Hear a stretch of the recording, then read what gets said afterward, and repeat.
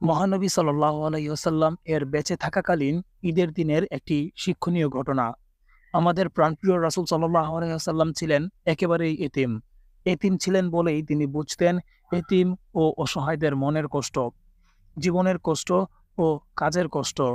তাদের সকল কষ্টই তিনি অনুভব করতেন একান্ত হৃদয় দিয়ে। ফলে তাদের সেসব কষ্টের তুষার দূর করার জন্য রাসূল সাল্লাল্লাহু আলাইহি ওয়াসাল্লাম সকল সময় থাকতেন ব্যাকুল। তাদের প্রতি ছিল তার বিশাল হৃদয়, আকাশের মতো, তার চেয়েও বিশাল। বিশাল ছিল তার মন ও ভালোবাসার দরিয়া। সেখান থেকে আছড়ে পড়ত নবী সাল্লাল্লাহু আলাইহি ওয়াসাল্লামের চারপাশ।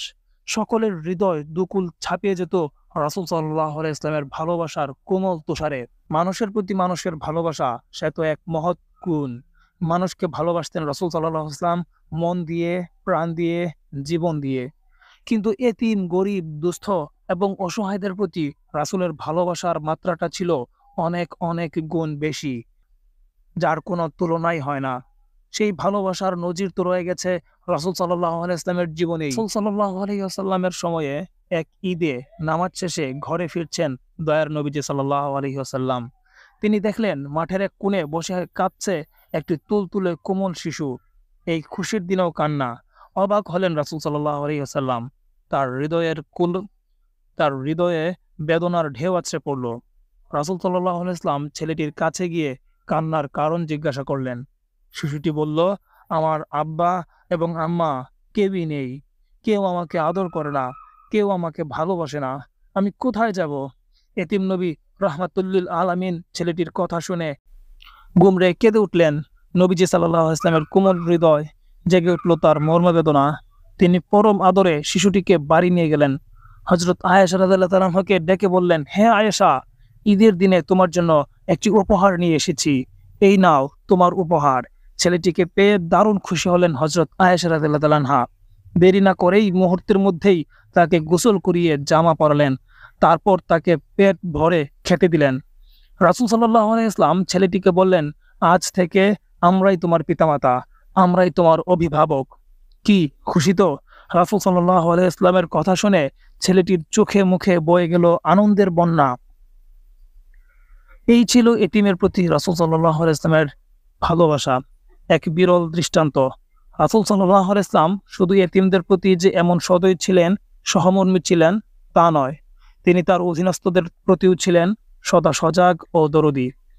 মায়া মমতার চাদরে তাদেরকে আঁকড়ে রাখতেন। তাদের যেন কোনো কষ্ট না হয়, মনে যেন কোনো প্রকার দুঃখ না থাকে, দয়ার নবী সাল্লাল্লাহু আলাইহি ওয়াসাল্লাম সেদিকেও খেয়াল রাখতেন সর্বক্ষণ। রাসূল সাল্লাল্লাহু আলাইহি ওয়াসাল্লামের দুজন খাদেম ছিলেন, একজন হযরত যায়েদ ও আরেকজন হযরত আনাস। তাদের সাথে রাসূল সাল্লাল্লাহু আলাইহি ওয়াসাল্লাম কখনোই মনিব সুলভ আচরণ করতেন না, কড়া ভাষায় কথা বলতেন না, খারাপ ব্যবহার করতেন না, মেজাজ দেখাতেন না, আদেশ কিংবা নির্দেশে কঠোরতাও দেখাতেন না, বরং আপন পরিবারের সদস্যদের মতোই তাদের সাথে ব্যবহার করতেন। একই খাবার খেতেন, একই ধরনের জীবনযাপন করতেন। কি আশ্চর্যের ব্যাপার! আজকের দিনে যা কল্পনাও করা যায় না। হযরত যায়েদ রাদিয়াল্লাহু তাআলা আনহুর কথাই বলি না কেন, ছোট্টবেলায় তিনি মা বাপ থেকে হারিয়ে যান। আল্লাহর রহমতে তার আশ্রয় হয় রাসূল সাল্লাল্লাহু আলাইহি ওয়াসাল্লামের ঘরে। যখন তার পিতামাতার সন্ধান পাওয়া গেল, তখন তারা ছুটে এলো রাসূল সাল্লাল্লাহু আলাইহি ওয়াসাল্লামের কাছে। তারা তাকে নিয়ে যেতে চায়। রাসূল সাল্লাল্লাহু আলাইহি ওয়াসাল্লাম তাকে জিজ্ঞাসা করলেন, তুমি কি তোমার পিতামাতার সাথে যাবে? যায়েদ রাদিয়াল্লাহু তাআলা আনহু সাথে সাথেই বললেন, রাসূল সাল্লাল্লাহু আলাইহি ওয়াসাল্লামের কাছে থেকে যে ব্যবহার আমি পেয়েছি তার কোনো তুলনা হয় না। তামাম পৃথিবী যদি আমাকে দেওয়া হয়, তবুও তাকে ছেড়ে আমি যেতে পারবো না, না, কখনোই না। হযরত আনাস রাদিয়াল্লাহু তাআলা আনহু তিনি ৮ বছর বয়সে রাসূল সাল্লাল্লাহু আলাইহি ওয়াসাল্লামের খেদমতে এসেছিলেন। দীর্ঘ ১০ বছর পর্যন্ত রাসূল সাল্লাল্লাহু আলাইহি ওয়াসাল্লামের খেদমত করেছিলেন। সেই হযরত আনাস রাদিয়াল্লাহু তাআলা আনহু বলেন, দীর্ঘ ১০ বছর রাসূল সাল্লাল্লাহু আলাইহি ওয়াসাল্লামের খেদমত করেছি, কিন্তু এই ১০ বছরের মধ্যে কোনো একটি দিনও রাসূল সাল্লাল্লাহু আলাইহি ওয়াসাল্লাম আমাকে একটি কথাতেও ধমক দিয়ে বলেননি। এমনই ছিল রাসূল সাল্লাল্লাহু আলাইহি ওয়াসাল্লামের প্রতি আচার ব্যবহার, এমনই ছিল তাদের প্রতি তার হৃদয়ের ভালোবাসা, এমনই ছিল তার উদারতা, ছিল দয়া ও মমতার অসীম সাগর, সাগরের চেয়ে অধিক। রাসূল সাল্লাল্লাহু আলাইহি ওয়াসাল্লামের মতো এমনই হৃদয়ের অধিকারী হতে হবে আমাদের, যে হৃদয় হবে ভালোবাসায় পূর্ণ, মমতায় টুইটম্বুর, যে হৃদয় হবে আকাশের চেয়েও প্রশস্ত, সাগরের চেয়েও বিশাল। এমন হৃদয় তৈরির জন্য প্রয়োজন রাসূল সাল্লাল্লাহু আলাইহি ওয়াসাল্লামের শিক্ষা গ্রহণ ও সৎ সাহসের। এজন্যই আমাদের রাসূল সাল্লাল্লাহু আলাইহি ওয়াসাল্লামের আদর্শ অনুসরণ করতে হবে, তার পথেই চলতে হবে, তার শিক্ষাই গ্রহণ করতে হবে। তাহলেই কেবল সুন্দর, সার্থক ও সফল হবে আমাদের জীবন।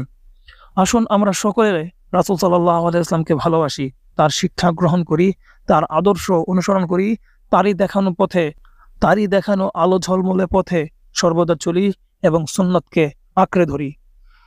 এতক্ষণ আপনারা শুনছিলেন রাসূল সাল্লাল্লাহু আলাইহি ওয়াসাল্লামের থাকাকালীন ঈদের দিনের একটি শিক্ষণীয় ঘটনা। আমি পড়ছিলাম মাসুদ, এবং সত্যপ্রচার চ্যানেলের পক্ষ থেকে আপনাদেরকে অনুরোধ করব চ্যানেলটি সাবস্ক্রাইব করুন এবং পাশে থাকা